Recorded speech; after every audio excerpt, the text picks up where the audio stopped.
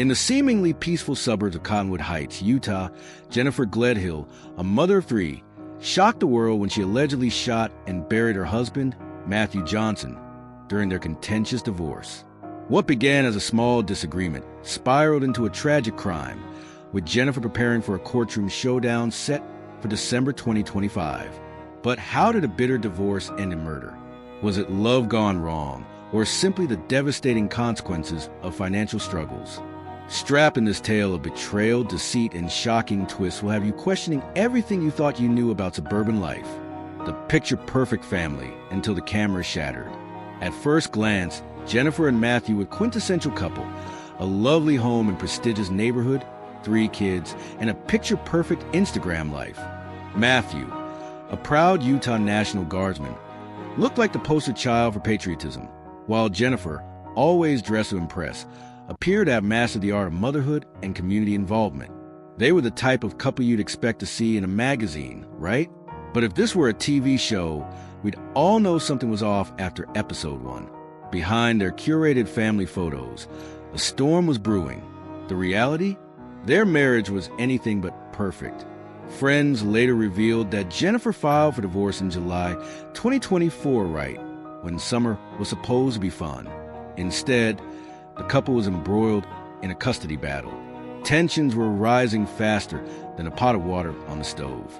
Jennifer had even tried to get protective orders against Matthew, though the courts apparently didn't buy her story.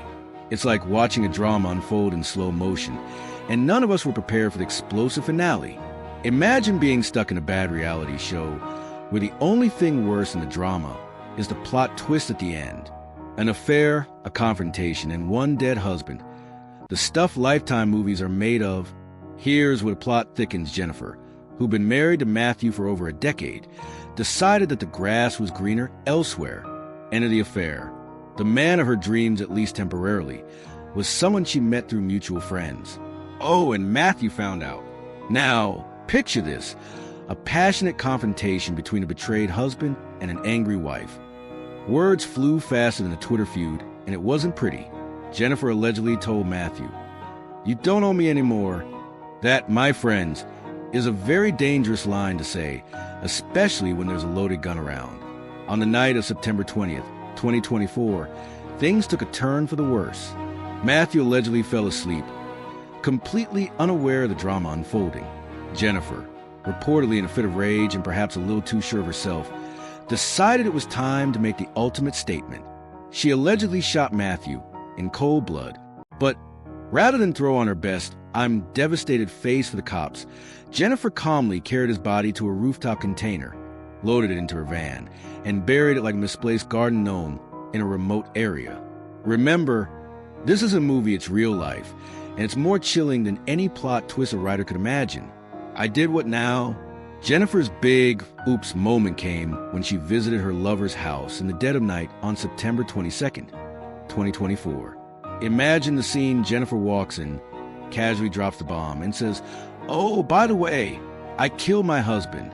Cue dramatic music and gasp from anyone who's still breathing. Not exactly the confession you'd expect, right? But Jennifer wasn't just confessing like someone admitting to taking the last slice of pizza. She was matter-of-factly talking about how she shot Matthew, stuffed his body into a rooftop storage container, and casually buried it. Oh, and she added that he wasn't even a person anymore. Yep, definitely not a line you'd hear at a Sunday family gathering. This wasn't a moment of guilt or fear. It was a cold, calculated recount of crime. And just in case you missed the drama, it was all recorded. The confession was enough to have law enforcement sit up and take notice. But the real question here, how do you go from being a loving wife and mother to admitting that you've done something so final? Was this an act of passion? Or had Jennifer been planning this for longer than we all realize?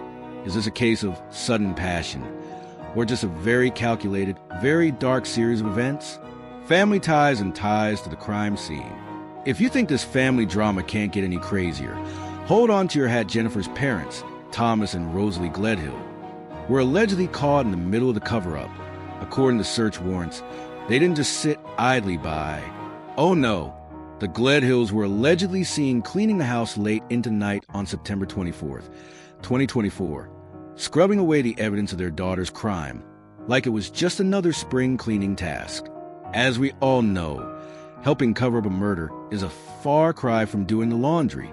But did Jennifer's parents know exactly what they were cleaning up, or did they think they were simply helping their daughter through a tough time? The lines between loyalty and legal trouble can get blurry here, and we can only imagine the awkward Thanksgiving dinners ahead. While they haven't been charged with anything yet, their involvement raises some serious questions. Would you help your child cover up a crime? And if you found out your own parents were involved in hiding evidence, how would you feel?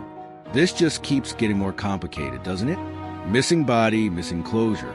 The missing body. The one piece of the puzzle that could make or break this case. The search for Matthew's remains has been as elusive as finding a needle in a haystack. Despite extensive efforts by law enforcement, including cadaver dogs, ground searches, and even the occasional "let's hope it's just around this corner" attitude, Matthew's body is still nowhere to be found. Jennifer's phone records have been helpful, though. Investigators know the general area she drove to after the murder, but finding Matthew's body is another story. This might sound like a frustrating detective show with an ending that doesn't satisfy, but the lack of a body adds a unique complication. How do you prove murder when the victim's body is missing? Without a body, the defense might argue that Jennifer's confession was nothing more than a desperate cry for attention or a distorted memory. How long can a case remain open without this final piece of evidence? Will authorities uncover Matthew's remains in time to seal the deal? Or will this case stay as unsolved as the mystery of who ate the last slice of cake at your family gathering? Life insurance. We can't forget the $500,000 life insurance policy Jennifer stood to gain from Matthew's death. Yes, you read that right, $500,000. The plot thickens with every detail, and this one has an air of financial motivation hanging around it like an ominous cloud. The money was to be paid out to Jennifer as a named beneficiary. But here's the kicker. It's currently sitting in escrow. If Jennifer's found guilty, the money would go to Matthew's children. If she's acquitted, well, she'd get to collect. Nothing says family loyalty like a big OL payout, right? While Jennifer may not have said, "show me the money" in her confession, one can't help but wonder the life insurance played a role in her decision to take things into her own hands. Was the thought of financial freedom enough to tip the scales? Or was it just a tragic and ill-timed coincidence? We all know that money and greed often make an appearance in high-stakes murder cases. This one's no different. But what happens when the payout might actually be a bigger motivator than the crime itself? The countdown to December 2025. The stage is set. Jennifer has pleaded not guilty to the charges, but as the trial approaches in December 2025, we're left wondering, how much drama can one courtroom handle? Prosecutors are ready to present their evidence, including Jennifer's chilling confession, forensic evidence, and testimony from her lover and others involved in the case. The defense, on the other hand, is likely to argue that her confession was made under duress and that the evidence is circumstantial at best. Expect a battle of wits, emotions, and legal tactics that would make even the best courtroom dramas look tame. Will justice be served, or will the case unravel in ways no one could have predicted? The shocking aftermath of Jennifer Gledhill's alleged crime has shaken Cottonwood Heights to its core, leaving neighbors and friends in disbelief. Once seen as a loving mother, Jennifer now faces a divided community. Some view her as a victim of circumstance, while others demand justice. This case is more than just a tragic loss of a life.